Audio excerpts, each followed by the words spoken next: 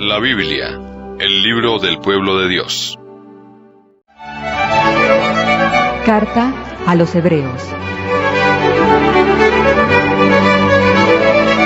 A pesar de su conclusión en estilo epistolar, este largo escrito presenta el aspecto de una homilía o sermón litúrgico. Sus destinatarios tenían necesidad de unas palabras de exhortación, porque su fe estaba en peligro. Después del primer entusiasmo de la conversión, se habían dejado arrastrar por la fatiga y el desaliento. Algunos desertaban de las asambleas cultuales y su formación cristiana dejaba mucho que desear.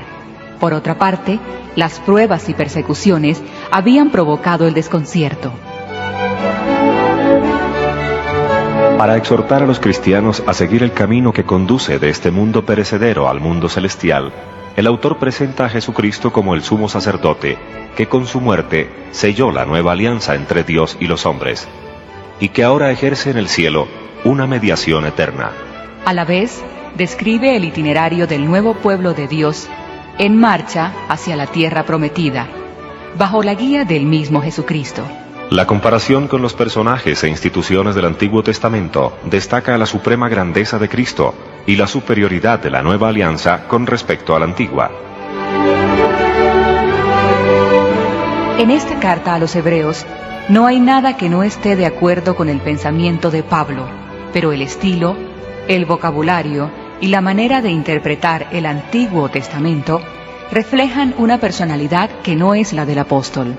Al respecto son muy acertadas las palabras de Orígenes, escritor cristiano del siglo II. Los pensamientos son de Pablo, pero las frases y la redacción son de otra persona. Únicamente Dios sabe quién escribió esta carta.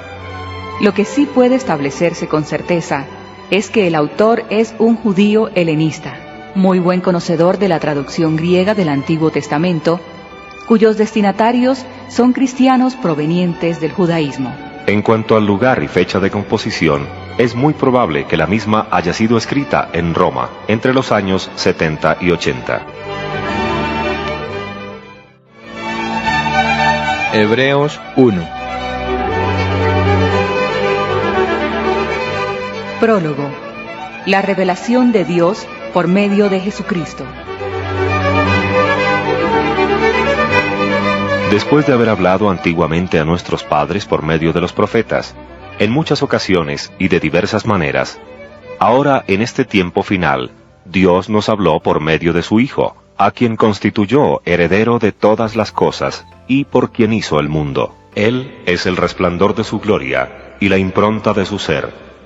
Él sostiene el universo con su palabra poderosa, y después de realizar la purificación de los pecados, se sentó a la derecha del trono de Dios, en lo más alto del cielo. Así llegó a ser tan superior a los ángeles, cuanto incomparablemente mayor que el de ellos es el nombre que recibió en herencia.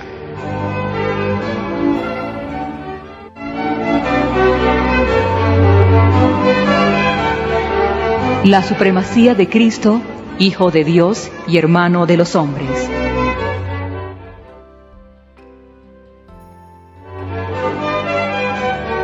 Según las ideas corrientes en el judaísmo, los ángeles ocupaban un lugar de absoluta preeminencia a causa de su proximidad con Dios. Ellos eran los mensajeros del Señor y sus colaboradores en el gobierno del mundo. Una tradición judía afirmaba incluso que la ley de Moisés había sido revelada a través de estos mediadores entre Dios y los hombres. También Cristo estaría subordinado a ellos. Para disipar toda duda al respecto, el autor demuestra la superioridad incomparable de Cristo, apoyándose en 7 citas del Antiguo Testamento. De acuerdo con esos textos, a Cristo y no a los ángeles le corresponden los títulos de Hijo, de Primogénito y de Señor, y el nombre mismo de Dios. Pero esa total supremacía de Cristo no lo separa de los hombres. Al contrario, Él compartió plenamente la condición humana y aceptó voluntariamente la humillación y la muerte, haciéndose así por un momento inferior a los ángeles. Aunque es hijo de Dios por naturaleza, también se hizo hermano de los hombres, nacido de una mujer, a fin de constituirse en el primogénito entre muchos hermanos. era necesario que Cristo llevara hasta el fin su solidaridad con los hombres, para que por medio de él la humanidad fuera liberada del pecado y conducida a la salvación definitiva. Solo así llegó a ser el sumo sacerdote capaz de salvarnos, lo que constituye el tema central de esta carta.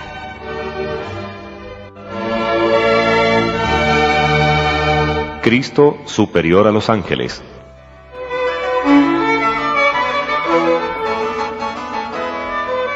¿Acaso dijo Dios alguna vez a un ángel? Tú eres mi hijo, yo te he engendrado hoy. ¿Y de qué ángel dijo? Yo seré un padre para él, y él será para mí un hijo. Y al introducir a su primogénito en el mundo, Dios dice: Que todos los ángeles de Dios lo adoren. Hablando de los ángeles, afirma: A sus ángeles los hace como ráfagas de viento, y a sus servidores como llamas de fuego.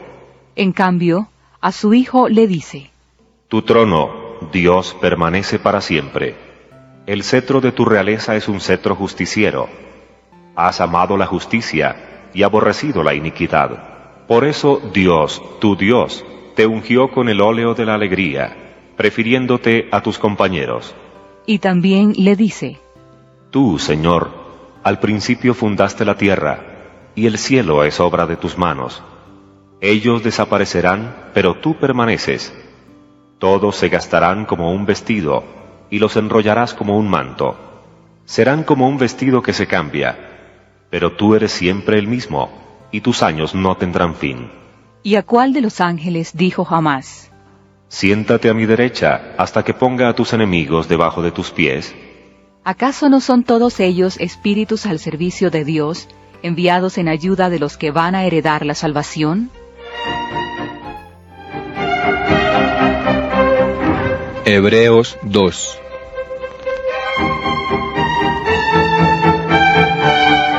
Exhortación a recibir la salvación.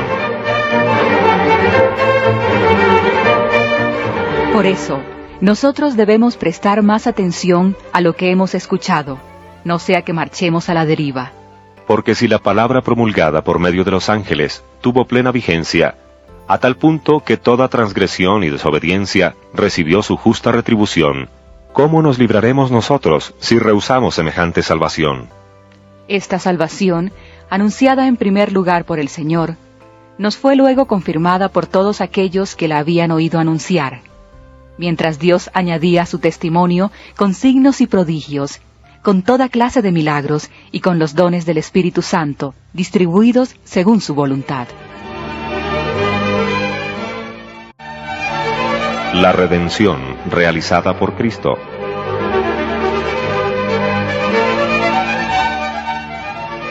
Porque Dios no ha sometido a los ángeles el mundo venidero del que nosotros hablamos.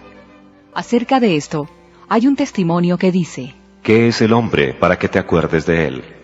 El ser humano para que te ocupes de él. Por poco tiempo lo pusiste debajo de los ángeles, y lo coronaste de gloria y esplendor. Todo lo sometiste bajo sus pies. Si Dios le ha sometido todas las cosas, nada ha quedado fuera de su dominio. De hecho, todavía no vemos que todo le está sometido. Pero a aquel que fue puesto por poco tiempo debajo de los ángeles, a Jesús, ahora lo vemos coronado de gloria y esplendor, a causa de la muerte que padeció. Así, por la gracia de Dios, Él experimentó la muerte en favor de todos. Convenía, en efecto, que aquel por quien y para quien existen todas las cosas, a fin de llevar a la gloria a un gran número de hijos, perfeccionara por medio del sufrimiento al jefe que los conduciría a la salvación. Porque el que santifica y los que son santificados tienen todos un mismo origen. Por eso, Él no se avergüenza de llamarlos hermanos cuando dice: Yo anunciaré tu nombre a mis hermanos, te alabaré en medio de la asamblea. Y también: En él pondré mi confianza. Y además: Aquí estamos yo y los hijos que Dios me ha dado. Y ya que los hijos tienen una misma sangre y una misma carne, Él también debía participar de esa condición, para reducir a la impotencia mediante su muerte a aquel que tenía el dominio de la muerte, es decir, al demonio, y liberar de este modo a todos los que vivían completamente esclavizados por el temor de la muerte. Porque él no vino para socorrer a los ángeles, sino a los descendientes de Abraham. En consecuencia, debió hacerse semejante en todo a sus hermanos, para llegar a ser un sumo sacerdote misericordioso y fiel en el servicio de Dios, a fin de expiar los pecados del pueblo. Y por haber experimentado personalmente la prueba y el sufrimiento, Él puede ayudar a aquellos que están sometidos a la prueba.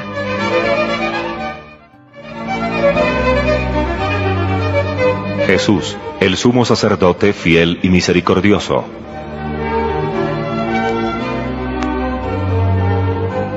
Jesús no solo está por encima de los ángeles, sino que también posee una gloria superior a la de Moisés. La superioridad de Cristo consiste en que Él fue fiel en su calidad de hijo, mientras que Moisés lo fue en su condición de servidor de la familia de Dios. Ahora Cristo guía al pueblo de la nueva alianza, como antes Moisés había conducido a Israel hacia el reposo de la tierra prometida. Pero los israelitas que habían salido de Egipto no entraron en esa tierra a causa de su rebeldía y tuvieron que andar errantes por el desierto hasta su muerte. Este hecho, vivamente grabado en la memoria de Israel, contiene una severa advertencia. Ante una opción semejante se encuentran hoy los cristianos. Cristo, el sumo sacerdote que llegó a ser causa de salvación eterna para todos los que le obedecen, nos invita a entrar en el verdadero reposo de Dios. De allí la exhortación a permanecer firmes en la confesión de nuestra fe, a fin de no perecer imitando aquel ejemplo de desobediencia. Hebreos 3. Cristo, superior a Moisés. Por lo tanto, hermanos, ustedes que han sido santificados y participan de un mismo llamado celestial, piensen en Jesús, el apóstol y sumo sacerdote de la fe que profesamos. Él es fiel a Dios, que lo constituyó como tal, así como también lo fue Moisés en toda la casa de Dios. Porque él fue considerado digno de una gloria superior a la de Moisés, en la misma medida en que la dignidad del constructor es superior a la de la casa. Porque toda casa tiene su constructor, y el constructor de todas las casas es Dios. Moisés fue fiel en toda su casa, en calidad de servidor, para dar testimonio de lo que debía anunciarse, mientras que Cristo fue fiel en calidad de hijo, como jefe de la casa de Dios. Y esa casa somos nosotros, con tal que conservemos la seguridad y la esperanza de la que nos gloriamos. Exhortación a la fidelidad.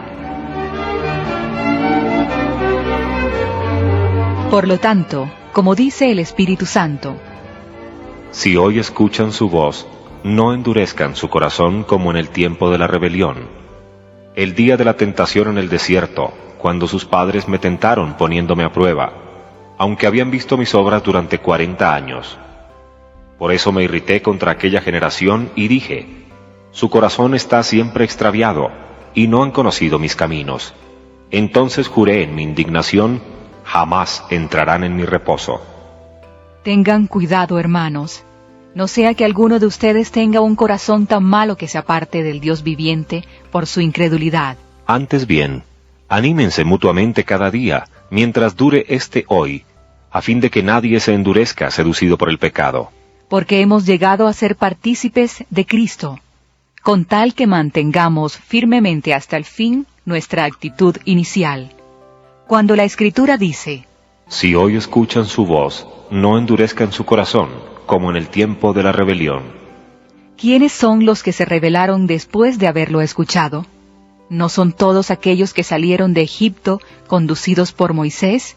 ¿Y contra quienes se irritó Dios durante 40 años? ¿No fue contra los que habían pecado y cuyos cadáveres quedaron tendidos en el desierto? ¿Y a quienes juró Dios que no entrarían en su reposo, sino a los mismos que le habían desobedecido? Así vemos que aquellos no pudieron entrar por su falta de fe.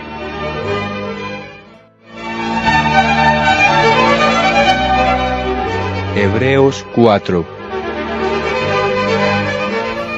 El reposo de Dios. Temamos entonces, mientras permanece en vigor la promesa de entrar en el reposo de Dios, no sea que alguno de ustedes se vea excluido. Porque también nosotros, como ellos, hemos recibido una buena noticia. Pero la palabra que ellos oyeron no les sirvió de nada, porque no se unieron por la fe a aquellos que la aceptaron. Nosotros, en cambio, los que hemos creído, vamos hacia aquel reposo del cual se dijo: Entonces juré en mi indignación, jamás entrarán en mi reposo. En realidad, las obras de Dios estaban concluidas desde la creación del mundo, ya que en cierto pasaje se dice acerca del séptimo día de la creación. Y Dios descansó de todas sus obras en el séptimo día. Y en este, a su vez, se dice: Jamás entrarán en mi reposo. Ahora bien, sabemos que la entrada a ese reposo está reservada a algunos, y que los primeros que recibieron la buena noticia no entraron en él, a causa de su desobediencia. Por eso Dios nuevamente fija un día, un hoy, cuando muchos años después dice por boca de David las palabras ya citadas: si hoy escuchan su voz, no endurezcan su corazón. Porque si Josué hubiera introducido a los israelitas en ese reposo, Dios no habría hablado después acerca de otro día. Queda por lo tanto reservado un reposo, el del séptimo día, para el pueblo de Dios. Y aquel que entra en el reposo de Dios descansa de sus trabajos, como Dios descansó de los suyos. Esforcémonos entonces por entrar en ese reposo, a fin de que nadie caiga imitando aquel ejemplo de desobediencia.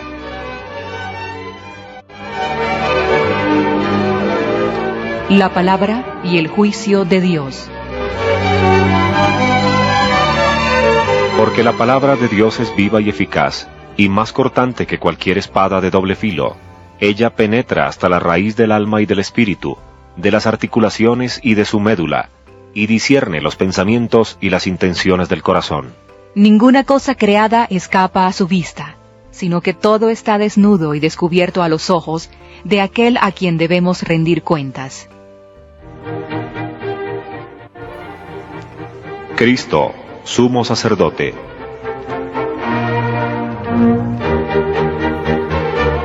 Y ya que tenemos en Jesús, el Hijo de Dios, un sumo sacerdote insigne que penetró en el cielo, permanezcamos firmes en la confesión de nuestra fe. Porque no tenemos un sumo sacerdote incapaz de compadecerse de nuestras debilidades.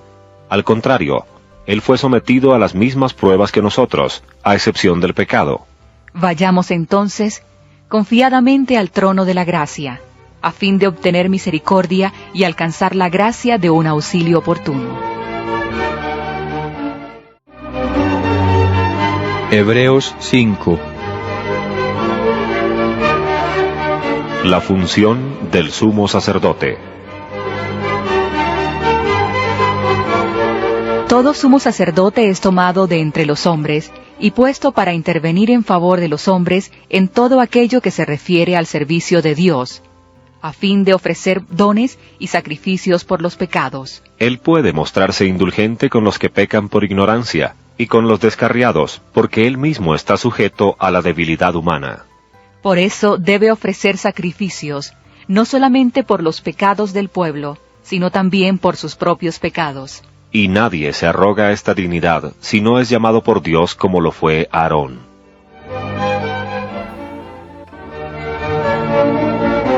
El sacerdocio de Cristo. Por eso, Cristo no se atribuyó a sí mismo la gloria de ser sumo sacerdote, sino que la recibió de aquel que le dijo: Tú eres mi hijo, yo te he engendrado hoy. Como también dice en otro lugar: Tú eres sacerdote para siempre, según el orden de Melquisedec. Él dirigió durante su vida terrena súplicas y plegarias, con fuertes gritos y lágrimas, a aquel que podía salvarlo de la muerte, y fue escuchado por su humilde sumisión. Y aunque era hijo de Dios, aprendió por medio de sus propios sufrimientos qué significa obedecer. De este modo, él alcanzó la perfección y llegó a ser causa de salvación eterna para todos los que le obedecen, porque Dios lo proclamó sumo sacerdote según el orden de Melquisedec.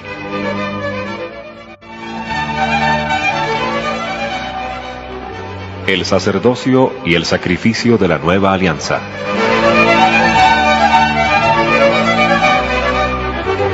La presentación de Cristo como sumo sacerdote de la nueva alianza constituye el aporte más original e importante de la carta a los Hebreos. Pero, ¿cómo se puede hablar del sacerdocio de Cristo si Él no ejerció ninguna función cultual durante su vida terrena y ni siquiera pertenecía a la tribu sacerdotal de Leví? El autor es consciente de la dificultad que ofrece este tema, ya anticipado en los capítulos anteriores. Sin embargo, se decide a abordarlo a fin de no privar a sus destinatarios del alimento sólido que ellos necesitan para llegar a la madurez de su fe y alcanzar el objeto de su esperanza. Apoyándose en el testimonio del Antiguo Testamento y por medio de razonamientos no siempre del todo claros, el autor afirma la absoluta novedad del sacerdocio de Cristo con respecto al sacerdocio levítico. Este nuevo sacerdocio, que supera al antiguo al mismo tiempo que lo lleva a su perfección, no está vinculado con el de Aarón. Jesús es sacerdote según el orden de Melquisedec, aquel personaje misterioso del que habla el libro del Génesis y ante quien el mismo patriarca Abraham tuvo que inclinarse para recibir su bendición y ofrecerle el diezmo del botín. Y solamente Cristo, como hombre entre los hombres, e Hijo eterno de Dios, pudo ofrecer en la cruz el único verdadero sacrificio de expiación y reconciliación, que constituyó de una vez para siempre todos los sacrificios y ofrendas de la antigua alianza. No hay por qué añorar el pasado. El culto del antiguo templo ha quedado superado definitivamente, ya que no era nada más que la sombra de los bienes futuros. Exhortación inicial. El perfeccionamiento de la fe. Sobre esto tendríamos que decir muchas cosas, pero es difícil explicárselas, porque ustedes son lentos para comprender. Aunque ya es tiempo de que sean maestros, ustedes necesitan que se les enseñen nuevamente los rudimentos de la palabra de Dios. Han vuelto a tener necesidad de leche en lugar de comida sólida. Ahora bien, el que se alimenta de leche no puede entender la doctrina de la justicia, porque no es más que un niño. El alimento sólido es propio de los adultos, de aquellos que por la práctica tienen la sensibilidad adiestrada para discernir entre el bien y el mal.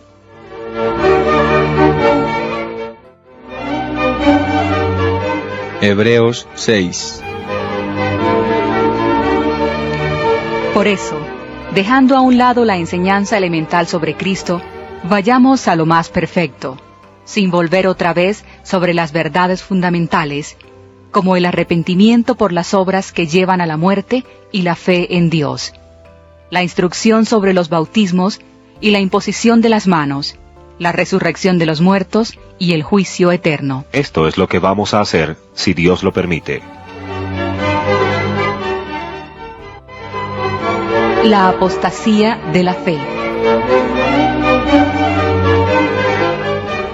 Porque a los que una vez fueron iluminados y gustaron el don celestial, a los que participaron del Espíritu Santo y saborearon la buena palabra de Dios y las maravillas del mundo venidero, y a pesar de todo recayeron, es imposible renovarlos otra vez, elevándolos a la conversión, ya que ellos por su cuenta vuelven a crucificar al Hijo de Dios y lo exponen a la burla de todos.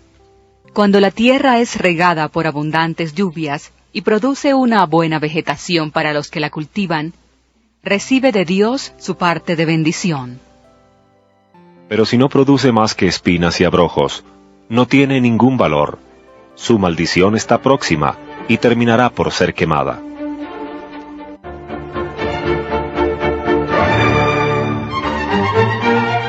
El objeto de la esperanza cristiana.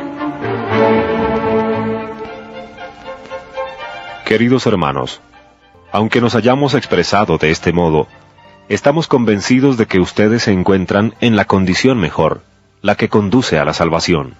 Porque Dios no es injusto para olvidarse de lo que ustedes han hecho y del amor que tienen por su nombre. Ese amor demostrado en el servicio que han prestado y siguen prestando a los santos. Solamente deseamos que cada uno muestre siempre el mismo celo, para asegurar el cumplimiento de su esperanza. Así, en lugar de dejarse estar perezosamente imitarán el ejemplo de aquellos que por la fe y la paciencia heredan las promesas. Porque cuando Dios hizo la promesa a Abraham, como no podía jurar por alguien mayor que él, juró por sí mismo, diciendo: Sí, yo te colmaré de bendiciones, y te daré una descendencia numerosa. Y por su paciencia, Abraham vio la realización de esta promesa. Los hombres acostumbraban a jurar por algo más grande que ellos, y lo que se confirma con un juramento queda fuera de toda discusión. Por eso Dios, queriendo dar a los herederos de la promesa una prueba más clara de que su decisión era irrevocable, la garantizó con un juramento. De esa manera hay dos realidades irrevocables, la promesa y el juramento, en las que Dios no puede engañarnos. Y gracias a ellas, nosotros, los que acudimos a Él, nos sentimos poderosamente estimulados a aferrarnos a la esperanza que se nos ofrece. Esta esperanza que nosotros tenemos es como un ancla del alma, sólida y firme, que penetra más allá del velo, allí mismo donde Jesús entró por nosotros, como precursor, convertido en sumo sacerdote para siempre, según el orden de Melquisedec.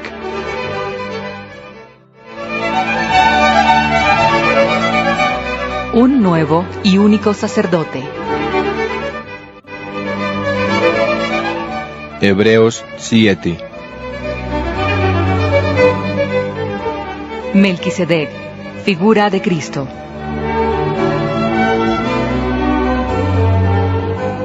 Este Melquisedec, que era rey de Salem, sacerdote de Dios el Altísimo, salió al encuentro de Abraham cuando éste volvía de derrotar a los reyes y lo bendijo. Y Abraham le entregó la 10ª parte de todo el botín. El nombre de Melquisedec significa en primer término rey de justicia, y él era además rey de Salem, es decir, rey de paz. De él no se menciona ni padre, ni madre, ni antecesores, ni comienzo ni fin de su vida. Así, a semejanza del Hijo de Dios, él es sacerdote para siempre. Melquisedec, superior a Abraham. Consideren ahora la grandeza de aquel a quien el mismo patriarca Abraham entregó como diezmo lo mejor del botín. A los descendientes de Leví que reciben el sacerdocio, la ley les manda percibir el diezmo del pueblo, esto es, de sus propios hermanos, que sin embargo pertenecen como ellos a la descendencia de Abraham. Pero Melquisedec, que no tenía ascendencia común con ellos, recibió de Abraham el diezmo, y bendijo al depositario de las promesas. Ahora bien, no cabe duda que corresponde al superior bendecir al inferior. Además, en el caso de los descendientes de Leví, los que perciben el diezmo son hombres mortales, mientras que en el caso de Melquisedec, se trata de alguien de quien se atestigua que vive. Por último, se puede decir que el mismo Leví, a quien corresponde percibir los diezmos, pagó los suyos a Melquisedec en la persona de Abraham, porque en cierto sentido, Leví ya estaba en el cuerpo de su padre Abraham cuando Melquisedec le salió al encuentro.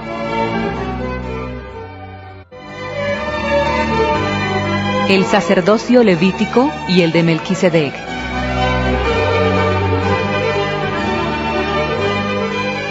Por lo tanto, si se podía alcanzar la perfección por medio del sacerdocio levítico, sobre el cual se funda la ley dada al pueblo, ¿qué necesidad había entonces de que surgiera otro sacerdote, según el orden de Melquisedec y no según el orden de Aarón? Porque el cambio de sacerdocio implica necesariamente un cambio de ley. De hecho, Jesús, de quien se dicen estas cosas, pertenecía a una tribu que no era la de Leví, ninguno de cuyos miembros se dedicó al servicio del altar. Porque es sabido que nuestro Señor desciende de Judá, y de esa tribu nunca habló Moisés al referirse a los sacerdotes. Derogación de la ley antigua.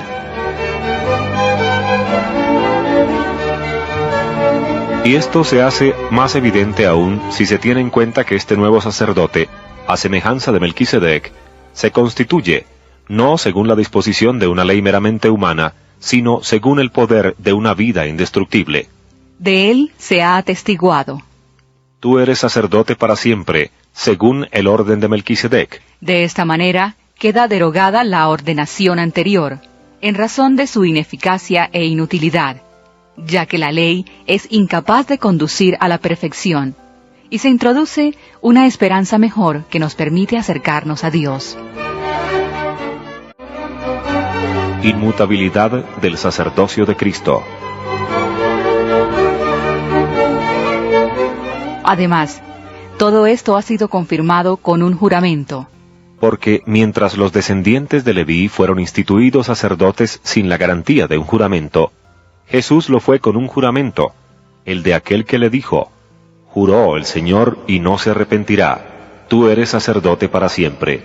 Por lo tanto, Jesús ha llegado a ser el garante de una alianza superior.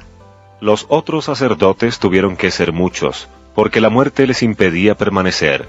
Pero Jesús, como permanece para siempre, posee un sacerdocio inmutable. Eficacia del sacerdocio de Cristo. De ahí que Él puede salvar en forma definitiva a los que se acercan a Dios por su intermedio, ya que vive eternamente para interceder por ellos. Él es el sumo sacerdote que necesitábamos, santo, inocente, sin mancha, separado de los pecadores y elevado por encima del cielo. Él no tiene necesidad, como los otros sumos sacerdotes, de ofrecer sacrificios cada día, primero por sus pecados y después por los del pueblo. Esto lo hizo de una vez para siempre, ofreciéndose a sí mismo. La ley, en efecto, establece como sumos sacerdotes a hombres débiles. En cambio, la palabra del juramento, que es posterior a la ley, establece a un hijo que llegó a ser perfecto para siempre.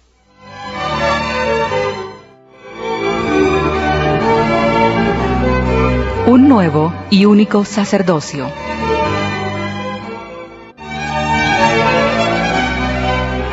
Hebreos 8. El antiguo culto, figura del nuevo.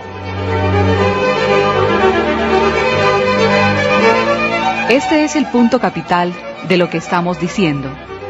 Tenemos un sumo sacerdote tan grande que se sentó a la derecha del trono de la majestad en el cielo. Él es el ministro del santuario y de la verdadera morada, erigida no por un hombre, sino por el Señor. Ahora bien, todo sumo sacerdote es constituido para presentar ofrendas y sacrificios. De ahí la necesidad de que tenga algo que ofrecer. Si Jesús estuviera en la tierra, no podría ser sacerdote, porque ya hay aquí otros sacerdotes que presentan las ofrendas de acuerdo con la ley.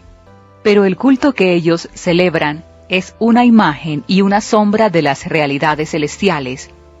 Como Dios advirtió a Moisés cuando éste iba a construir la morada, diciéndole: Tienes que hacerlo todo conforme al modelo que te fue mostrado en la montaña.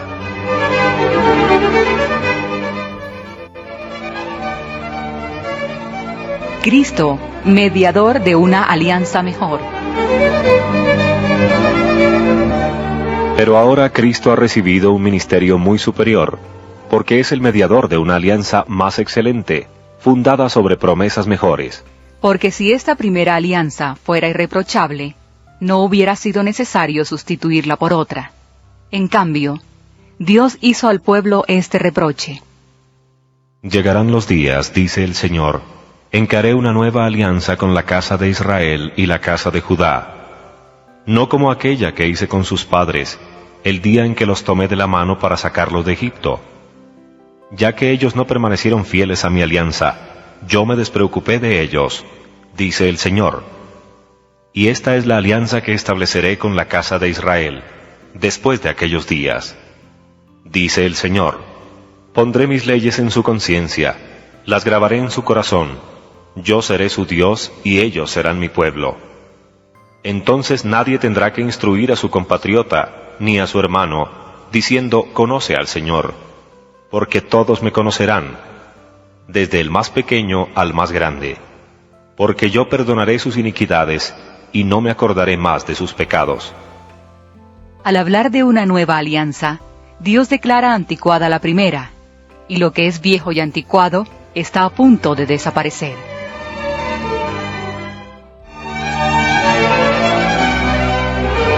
Hebreos 9. El antiguo santuario. La primera alianza tenía un ritual para el culto y un santuario terrestre. En él se instaló un primer recinto, donde estaban el candelabro, la mesa y los panes de la oblación. Era el lugar llamado santo. Luego, detrás del segundo velo, había otro recinto, llamado el Santo de los Santos. Allí estaban el altar de oro para los perfumes y el arca de la alianza, toda recubierta de oro, en la cual había un cofre de oro con el maná, la vara de Aarón que había florecido y las tablas de la alianza. Sobre ella estaban los querubines de la gloria, que cubrían el propiciatorio con la sombra de sus alas. Pero no es este el momento de entrar en detalles.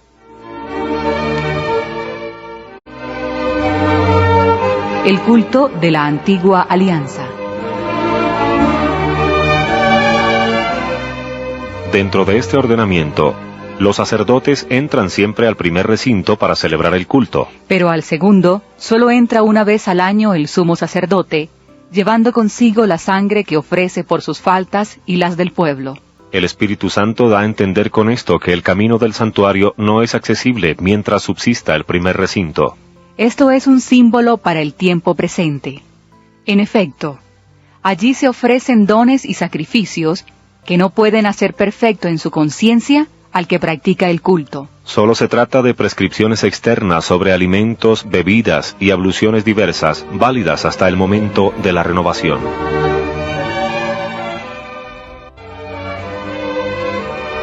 La entrada de Cristo en el santuario celestial.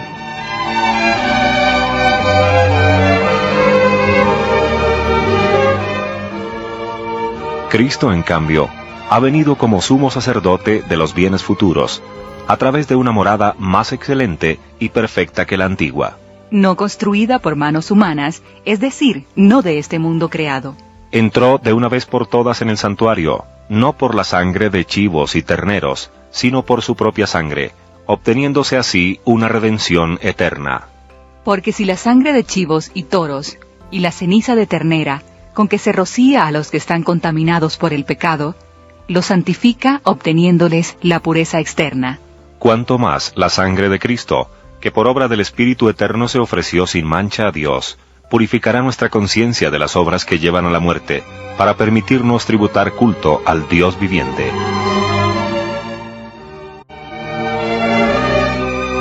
Cristo, mediador de la nueva alianza.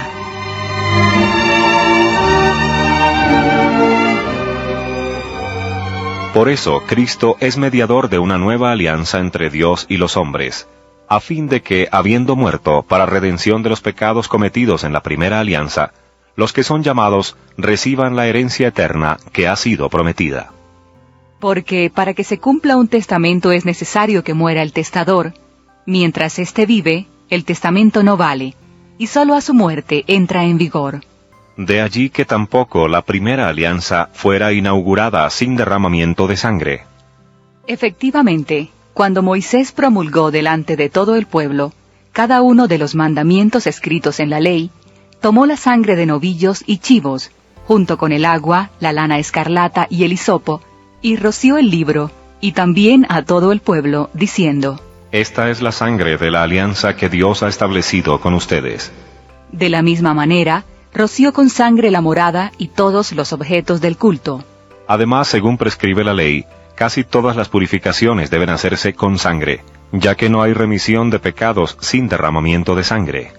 Ahora bien, si las figuras de las realidades celestiales debieron ser purificadas de esa manera, era necesario que esas mismas realidades también lo fueran, pero con sacrificios muy superiores.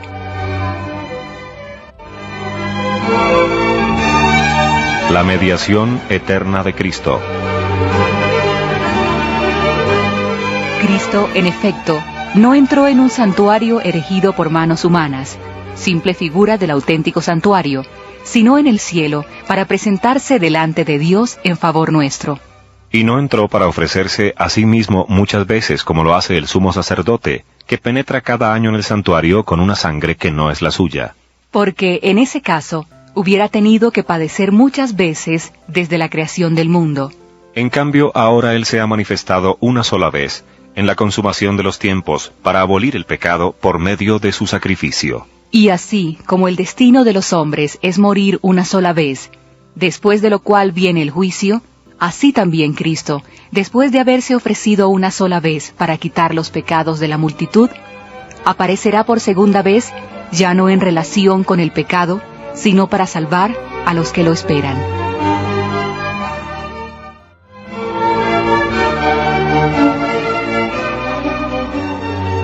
Un nuevo y único sacrificio. Hebreos 10. Ineficacia de los antiguos sacrificios.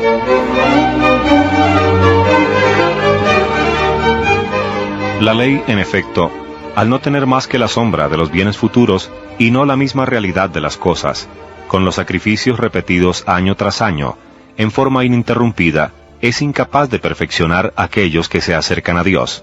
De lo contrario, no se hubieran ofrecido más esos sacrificios, porque los que participan de ellos, al quedar purificados una vez para siempre, ya no tendrían conciencia de ningún pecado. En cambio, estos sacrificios renuevan cada año el recuerdo del pecado, porque es imposible que la sangre de toros y chivos quite los pecados. Por eso, Cristo al entrar en el mundo dijo: Tú no has querido sacrificio ni oblación, en cambio me has dado un cuerpo. No has mirado con agrado los holocaustos ni los sacrificios expiatorios. Entonces dije, aquí estoy, yo vengo, como está escrito de mí en el libro de la ley, para hacer, Dios, tu voluntad. Él comienza diciendo: Tú no has querido, ni has mirado con agrado los sacrificios, los holocaustos, ni los sacrificios expiatorios, a pesar de que están prescritos por la ley. Y luego añade: Aquí estoy, yo vengo para hacer tu voluntad. Así declara abolido el primer régimen para establecer el segundo, y en virtud de esta voluntad, quedamos santificados por la oblación del cuerpo de Jesucristo, hecha de una vez para siempre.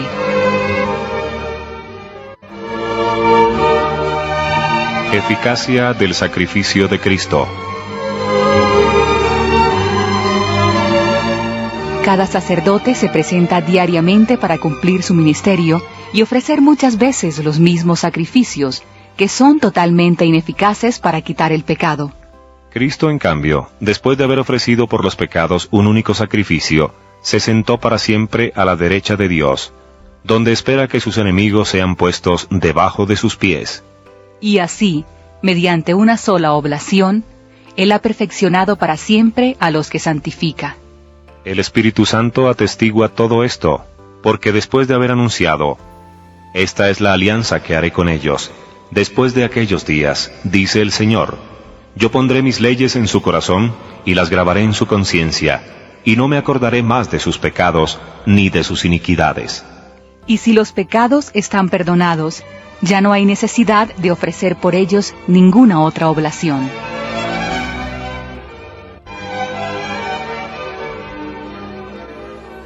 La perseverancia en la fe.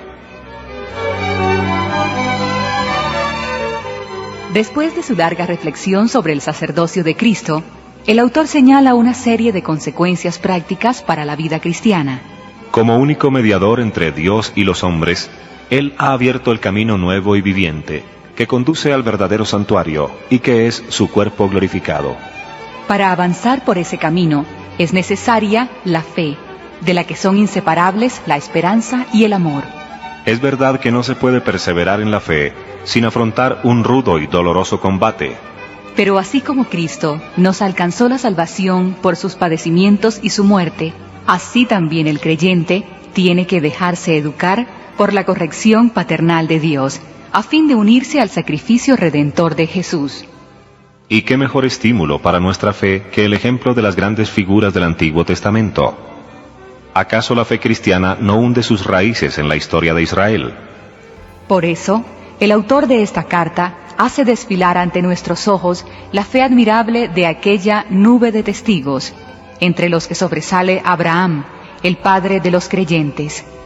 Pero sobre todo, hay que fijar la mirada en el iniciador y consumador de nuestra fe, que es Cristo Jesús. Solamente por Él se vio cumplida la promesa en la que habían creído y esperado los antepasados del pueblo elegido. Y Él es el prototipo de nuestra fidelidad a Dios en medio de las pruebas.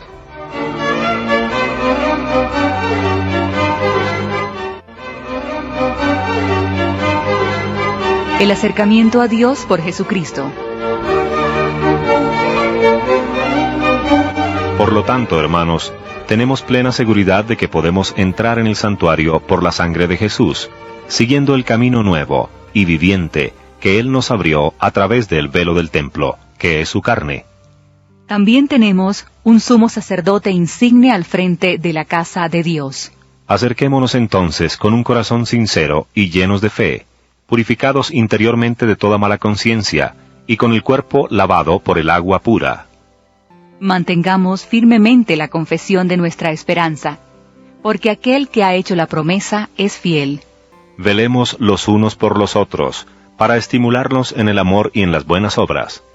No desertemos de nuestras asambleas, como suelen hacerlo algunos. Al contrario, animémonos mutuamente, tanto más cuanto que vemos acercarse el día.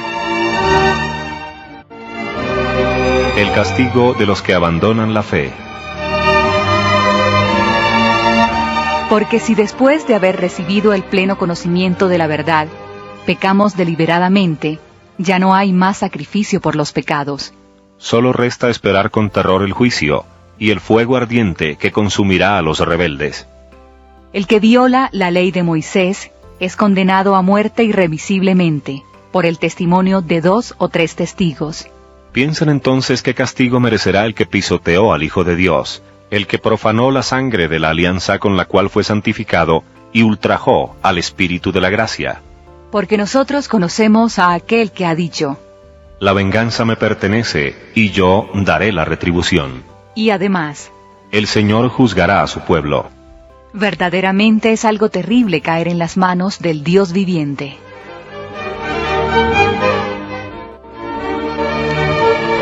La recompensa de los justos. Recuerden los primeros tiempos. Apenas habían sido iluminados y ya tuvieron que soportar un rudo y doloroso combate. Unas veces expuestos públicamente a injurias y atropellos, y otras solidarizándose con los que eran tratados de esa manera. Ustedes compartieron entonces los sufrimientos de los que estaban en la cárcel y aceptaron con alegría que los despojaran de sus bienes, sabiendo que tenían una riqueza mejor y permanente. No pierdan entonces la confianza a la que está reservada una gran recompensa. Ustedes necesitan constancia para cumplir la voluntad de Dios y entrar en posesión de la promesa. Porque todavía falta un poco, muy poco tiempo, y el que debe venir vendrá sin tardar. El justo vivirá por la fe, pero si se vuelve atrás, dejaré de amarlo. Nosotros no somos de los que se vuelven atrás para su perdición, sino que vivimos en la fe para preservar nuestra alma.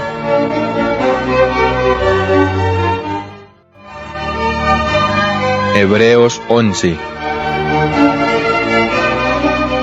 El valor de la fe. Ahora bien, la fe es la garantía de los bienes que se esperan, la plena certeza de las realidades que no se ven. Por ella nuestros antepasados fueron considerados dignos de aprobación. Por la fe, comprendemos que la palabra de Dios formó el mundo, de manera que lo visible proviene de lo invisible. La fe de los antiguos patriarcas. Por la fe, Abel ofreció a Dios un sacrificio superior al de Caín, y por eso fue reconocido como justo, como lo atestiguó el mismo Dios al aceptar sus dones. Y por esa misma fe, él continúa hablando, aún después de su muerte. Por la fe, Enoc fue llevado al cielo sin pasar por la muerte. Nadie pudo encontrarlo porque Dios se lo llevó, y de él atestigua la Escritura que antes de ser llevado, fue agradable a Dios. Ahora bien, sin la fe es imposible agradar a Dios, porque aquel que se acerca a Dios debe creer que Él existe, y es el justo remunerador de los que lo buscan. Por la fe, Noé, al ser advertido por Dios acerca de lo que aún no se veía, animado de santo temor, construyó un arca para salvar a su familia. Así, por esa misma fe, condenó al mundo y heredó la justicia que viene de la fe.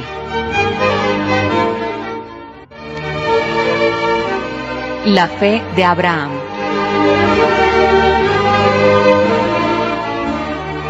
Por la fe, Abraham, obedeciendo al llamado de Dios, partió hacia el lugar que iba a recibir en herencia, sin saber a dónde iba. Por la fe vivió como extranjero en la tierra prometida, habitando en carpas lo mismo que Isaac y Jacob, herederos con él de la misma promesa. Porque Abraham esperaba aquella ciudad de sólidos cimientos, cuyo arquitecto y constructor es Dios. También por la fe, Sara recibió el poder de concebir a pesar de su edad avanzada, porque juzgó digno de fe al que se lo prometía. Y por eso, de un solo hombre, y de un hombre ya cercano a la muerte, nació una descendencia numerosa como las estrellas del cielo, e incontable como la arena que está a la orilla del mar. Todos ellos murieron en la fe, sin alcanzar el cumplimiento de sus promesas. Las vieron y las saludaron de lejos, reconociendo que eran extranjeros y peregrinos en la tierra. Los que hablan así demuestran claramente que buscan una patria, y si hubieran pensado en aquella de la que habían salido, habrían tenido oportunidad de regresar. Pero aspiraban a una patria mejor, nada menos que la celestial. Por eso Dios no se avergüenza de llamarse su Dios, y de hecho les ha preparado una ciudad. Por la fe, Abraham, cuando fue puesto a prueba, presentó a Isaac como ofrenda. Él ofrecía a su hijo único, al heredero de las promesas, a aquel de quien se había anunciado: de Isaac nacerá la descendencia que llevará tu nombre, y lo ofreció porque pensaba que Dios tenía poder, aún para resucitar a los muertos. Por eso recuperó a su hijo, y esto fue como un símbolo.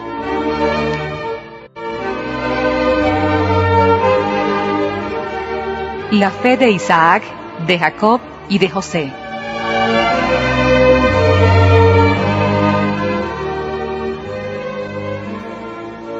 También por la fe, Isaac, en vista de lo que iba a suceder, bendijo a Jacob y a Esaú.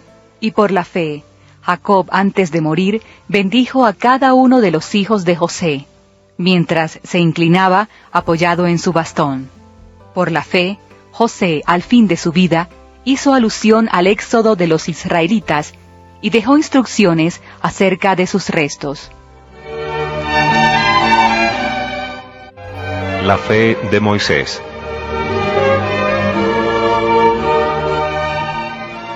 Por la fe, Moisés, apenas nacido, fue ocultado por sus padres durante 3 meses porque vieron que el niño era hermoso, y no temieron el edicto del rey.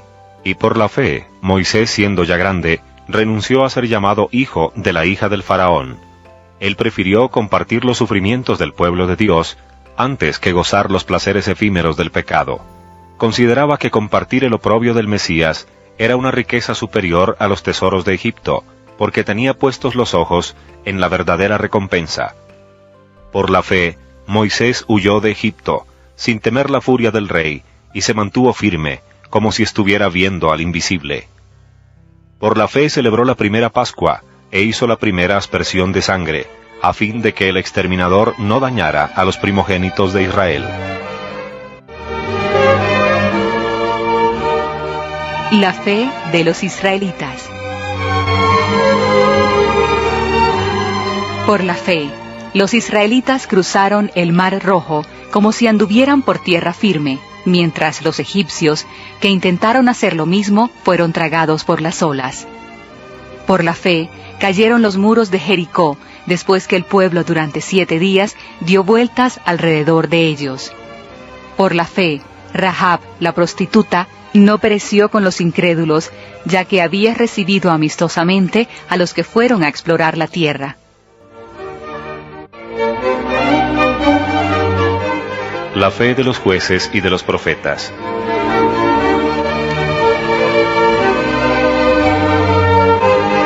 ¿Y qué más puedo decir? Me faltaría tiempo para hablar de Gedeón, de Barak, de Samsón, de Jefté, de David, de Samuel y de los profetas. Ellos, gracias a la fe, conquistaron reinos, administraron justicia, alcanzaron el cumplimiento de las promesas, cerraron las fauces de los leones, extinguieron la violencia del fuego, escaparon del filo de la espada. Su debilidad se convirtió en vigor, fueron fuertes en la lucha y rechazaron los ataques de los extranjeros. Hubo mujeres que recobraron con vida a sus muertos. Unos se dejaron torturar, renunciando a ser liberados para obtener una mejor resurrección. Otros sufrieron injurias y golpes, cadenas y cárceles. Fueron apedreados, destrozados, muertos por la espada. Anduvieron errantes, cubiertos con pieles de ovejas y de cabras, desprovistos de todo, oprimidos y maltratados. Ya que el mundo no era digno de ellos, tuvieron que vagar por desiertos y montañas, refugiándose en cuevas y cavernas. Pero aunque su fe los hizo merecedores de un testimonio tan valioso, ninguno de ellos entró en posesión de la promesa. Porque Dios nos tenía reservado algo mejor, y no quiso que ellos llegaran a la perfección sin nosotros. Hebreos 12. El ejemplo de Cristo. Por lo tanto, ya que estamos rodeados de una verdadera nube de testigos, despojémonos de todo lo que nos estorba, en especial del pecado, que siempre nos asedia, y corramos resueltamente al combate que se nos presenta. Fijemos la mirada en el iniciador y consumador de nuestra fe, en Jesús, el cual, en lugar del gozo que se le ofrecía, soportó la cruz sin tener en cuenta la infamia, y ahora está sentado a la derecha del trono de Dios. Piensen en aquel que sufrió semejante hostilidad por parte de los pecadores, y así no se dejarán abatir por el desaliento. Después de todo, en la lucha contra el pecado, ustedes no han resistido todavía hasta derramar su sangre. La educación paternal de Dios.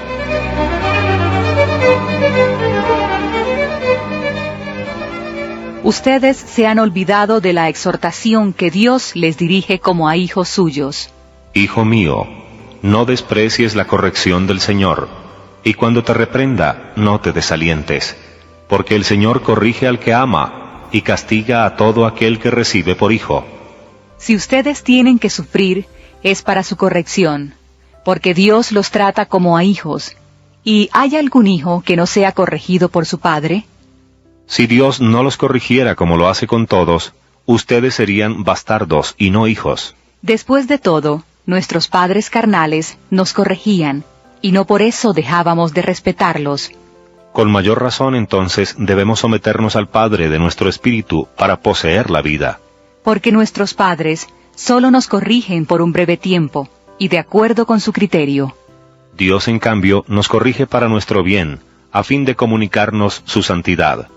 Es verdad que toda corrección, en el momento de recibirla, es motivo de tristeza y no de alegría, pero más tarde produce frutos de paz y de justicia en los que han sido adiestrados por ella.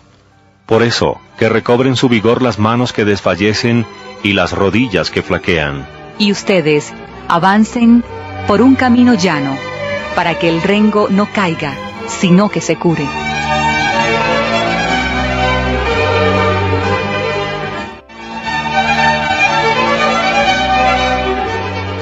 Busquen la paz con todos y la santificación, porque sin ella nadie verá al Señor. Estén atentos para que nadie sea privado de la gracia de Dios, y para que no brote ninguna raíz venenosa, capaz de perturbar y contaminar a la comunidad. Que no haya ningún impúdico ni profanador, como Esaú, que vendió su derecho a la primogenitura por un plato de comida.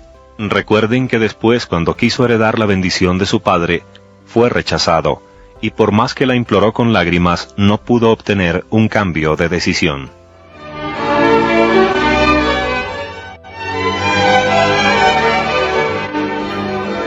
Las dos alianzas.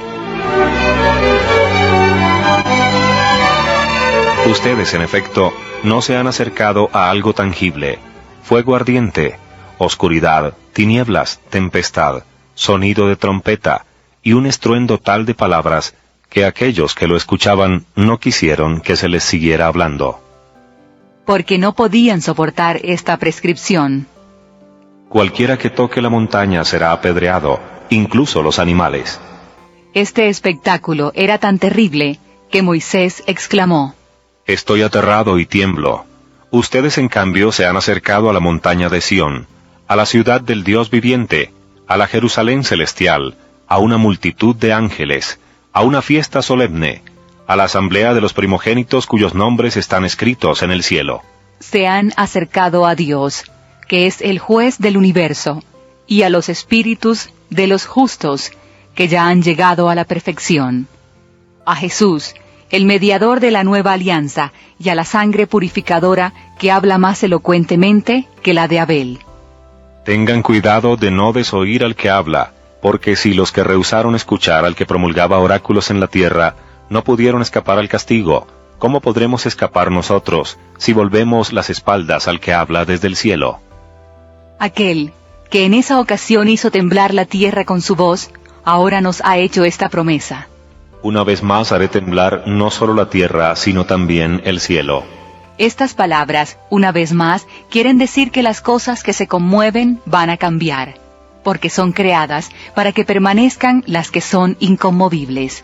Así, habiendo recibido la posesión de un reino inconmovible, aferrémonos a esta gracia, y con piedad y temor tributemos a Dios un culto que le sea agradable, porque nuestro Dios es un fuego devorador.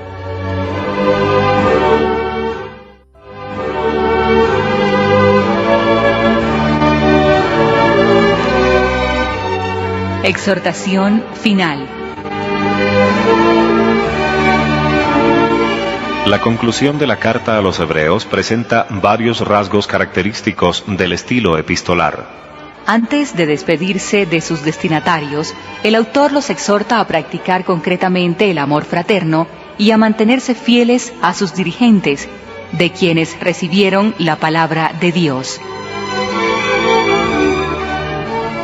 En el marco de esta exhortación, él hace una magnífica profesión de fe en Jesucristo, el mismo ayer y hoy y para siempre, e invita a no perder de vista la ciudad futura. Así, por la fe, la esperanza y el amor, toda la vida del cristiano se convierte en un constante sacrificio de alabanza, en un culto espiritual agradable a Dios por Jesucristo. Hebreos 13. Las relaciones con el prójimo. Perseveren en el amor fraternal. No se olviden de practicar la hospitalidad, ya que gracias a ella, algunos, sin saberlo, hospedaron a los ángeles.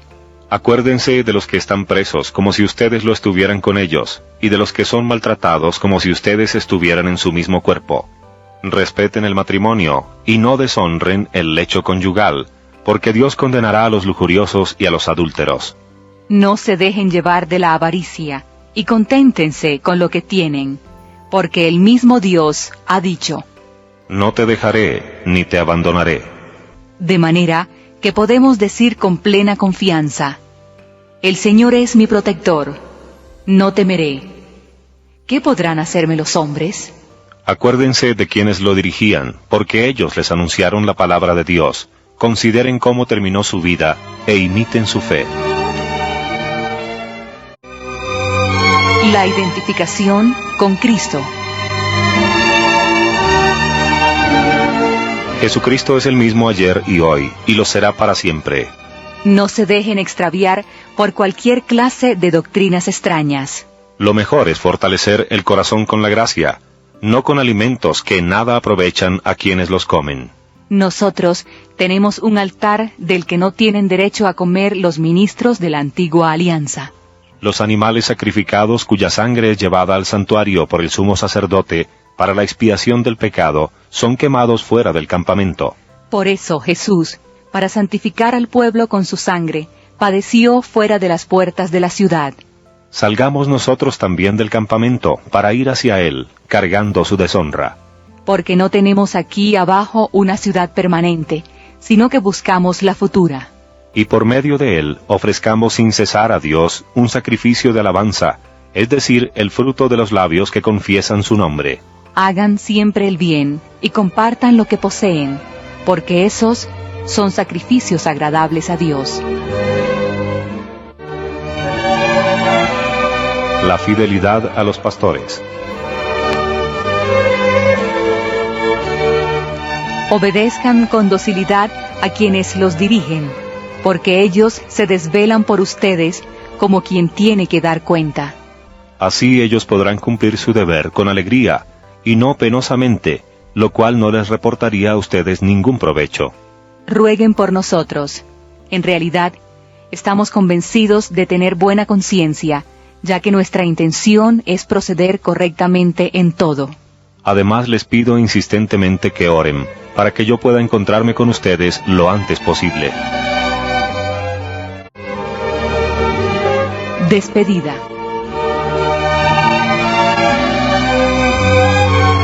Que el Dios de la paz, el mismo que resucitó de entre los muertos a nuestro Señor Jesús, el gran pastor de las ovejas, por la sangre de una alianza eterna, los capacite para cumplir su voluntad, practicando toda clase de bien.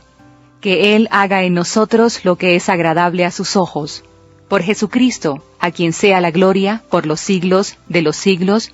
Amén. Les ruego, hermanos, que acepten con paciencia estas palabras de exhortación, teniendo en cuenta que les he escrito brevemente. Sepan que nuestro hermano Timoteo ha sido puesto en libertad. Si llega a tiempo, iré a verlos con él. Saluden a todos sus dirigentes y a todos los hermanos. Los hermanos de Italia les envían saludos. Que la gracia permanezca con todos ustedes.